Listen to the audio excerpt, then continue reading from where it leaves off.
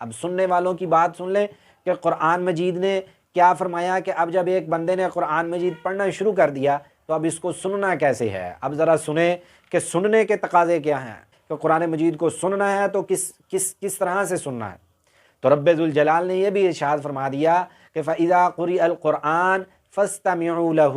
وَأَنصِتُوا لَعَلَّكُمْ تُرْحَمُونَ۔ قرآن مجید نے ارشاد فرمایا کہ جب قرآن مجید پڑھا جا رہا ہو، اس کی تلاوت ہو رہی ہو، تو تم لوگوں نے کیا کرنا ہے اس وقت کیا کرنا ہے، فَاسْتَمِعُوا لَهُ وَأَنصِتُوا، خاموشی کے ساتھ کیا کرنا ہے، قرآن مجید کو سننا ہے۔ آج لوگ ہمارے پاس آتے ہیں، کئی لوگ اس بات کا تقاضا کرتے ہیں، اس بات کا گلہ بھی کرتے ہیں کہ قرآن مجید تو رحمت ہی رحمت ہے، جس جگہ قرآن مجید پڑھا جا رہا ہو وہاں رحمتیں ہوتی ہیں، برکتیں ہوتی ہیں۔ لیکن مولوی صاحب ہم جب صبح اٹھتے ہیں، اٹھ کے ساتھ ہی سب سے پہلے قرآن مجید کی تلاوت لگاتے ہیں، لیکن برکت کوئی نہیں ہوتی ہے۔ ہم جب دکان پہ جاتے ہیں قرآن مجید کی تلاوت لگاتے ہیں، لیکن برکت کوئی نہیں۔ اب جب ہم کسی فیکٹری پہ جاتے ہیں قرآن مجید کی تلاوت سنتے ہیں، لیکن برکت نہیں ہے، کام کاروبار نہیں چلتا۔ قرآن مجید کا یہ اصول ہے، جب اللہ رب ذوالجلال نے یہ ارشاد فرما دیا کہ قرآن مجید ساری کی ساری چیز یہ ہے، رحمت ہے، تو پھر اللہ کا وعدہ تو جھوٹا نہیں ہو سکتا، نعوذ باللہ۔ تو لوگ جب آ کر یہ باتیں کرتے ہیں کہ مولوی صاحب ہم قرآن مجید کی تلاوت بھی سنتے ہیں، قرآن مجید کو سنتے بھی ہیں، لیکن کوئی رحمت نہیں ہو رہی، کوئی برکت نہیں ہو رہی،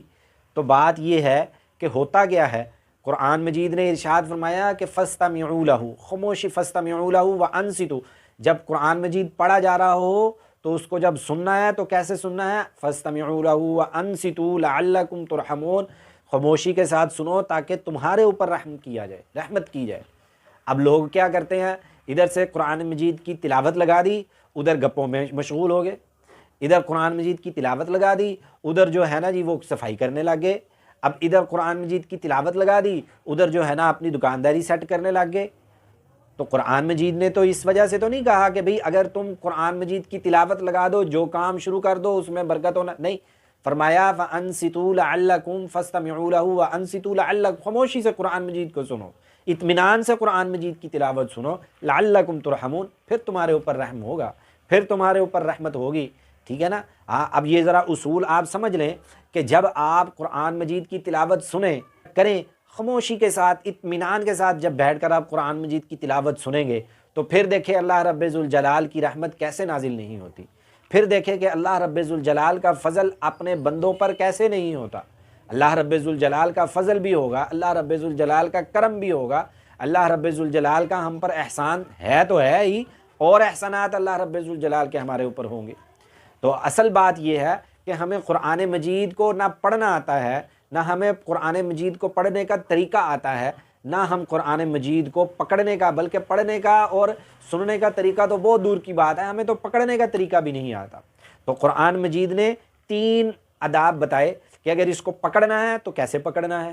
لا یمسہ الا المطہرون، پاک ہو کر وضو کر کر قرآن مجید کو پکڑیں۔ اور دوسرا اصول بتایا، اب وضو کر لیا، اب جب پڑھنا ہے تو پھر پڑھنا کیسے ہے، پڑھنا ایسے ہے کہ اعوذ باللہ من الشیطان الرجیم سے شروع کریں، اور جب اعوذ باللہ بھی پڑھ لی ہے، اب جب قرآن پڑھنا شروع کیا ہے تو اب سننے والوں کا حال کیا ہونا چاہیے، فَاسْتَمِعُوا لَهُ وَأَنصِتُوا، خاموشی کے ساتھ قرآن مجید کی تلاوت کو سنیں، خاموشی کے ساتھ۔ 3 ادب بتا دیں۔ اب جب یہ کام تینوں کر لیں گے، لَعَلَّكُمْ تُرْحَمُونَ، اللہ رب ذوالجلال ارشاد فرماتے ہیں اب میں تمہارے اوپر رحم کروں گا، اب میں تمہارے اوپر رحمت نازل کروں گا۔ قرآن مجید کی تلاوت کو سننا بھی کسی فائدے سے خالی نہیں ہے، لیکن رب ذوالجلال کا فضل ہے، رب ذوالجلال کا کرم ہے کہ اللہ رب ذوالجلال ان تمام آداب کی رعایت کرتے ہوئے، رکھتے ہوئے، اللہ رب ذوالجلال کے قرآن مجید کی جب ہم تلاوت کریں گے، سنیں گے، پکڑیں گے، تو پھر اللہ رب ذوالجلال کی رحمت بھی ہمیں نقد ملے گی۔ تو اللہ رب ذوالجلال سے دعا کرتے ہیں کہ رب ذوالجلال ہمیں قرآن مجید فرقان حمید کو اس کے آداب کے مطابق ہمیں پڑھنے کی، پکڑنے کی، تلاوت کرنے کی توفیق عطا فرمائے۔ وآخر دعوانا ان الحمد للہ رب العالمین۔